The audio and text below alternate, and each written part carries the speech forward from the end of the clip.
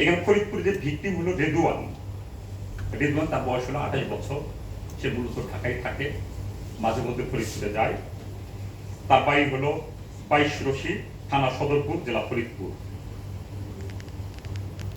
সে যেদিন নিখোঁজ হয়ে যায় 13/8/2025 তারিখ, সে তার ব্যক্তিগত একটা সাইকেল ছিল, সেটা হলো সুজুকি ব্র্যান্ডের, আইফোন ইউজ করতো।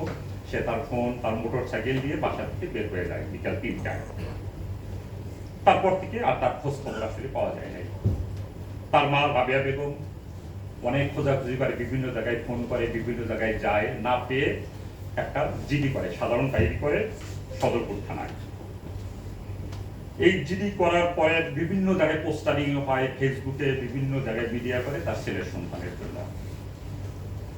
এরপরে তার বন্ধুদের মাধ্যমে একটা খবর পায় যে তার ছেলে বিকেল 4 ঘটিকার দিকে পুকুরহাটি থেকে ভাঙ্গার দিকে যাচ্ছিল। এটা একটা ক্লু পায় যে ভাঙ্গার দিকে যাচ্ছিল।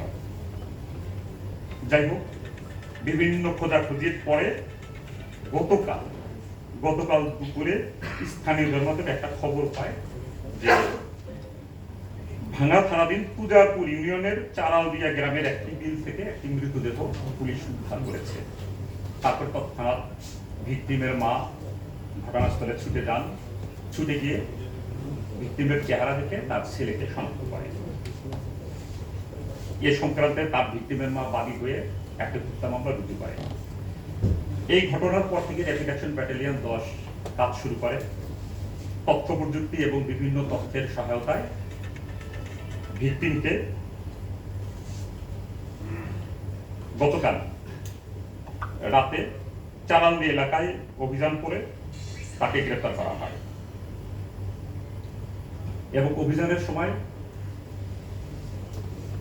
ভিকটিম যে ব্যবহার করতো তার সুজুকি মোটর সাইকেল, তারপর তার মানি ব্যাগ, তার আরো অন্যান্য যে তথ্য, সেই জিনিসগুলো উদ্ধার করে। এখানে ভিকটিমকে যখন আমরা ফার্স্টে গ্রেফতার করি, ভিকটিমের তথ্য মতে আমরা মোটর সাইকেলটা উদ্ধার করি আপনার মাদারীপুর জেলার শিবচর এলাকা থেকে, একটা মাদ্রাসা থেকে আমরা উদ্ধার করি ভিকটিমের মোটর সাইকেলটি। তারপরে ভিকটিমের যে রক্ত মাখানো কাপড় চোপড়, তারপরে ভিকটিমের মানি ব্যাগ, এগুলো আসামির বাসা থেকে উদ্ধার করা হয়। ঘটনায় যে চাকুটি ব্যবহার করা হয়েছিল সেই চাকুটিও আমরা আসামির বাড়ি থেকে আমরা উদ্ধার করি।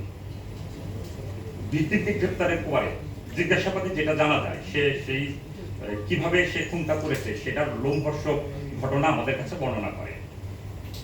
মূলত এই আসামি জহুরুল মুন্সি এবং ভিকটিম রেদুয়ান, এই দুজনের মধ্যে গত 2 বছর যাবত এদের ভিতরে একটা সম্পর্ক ছিল, সমকামী সম্পর্ক ছিল।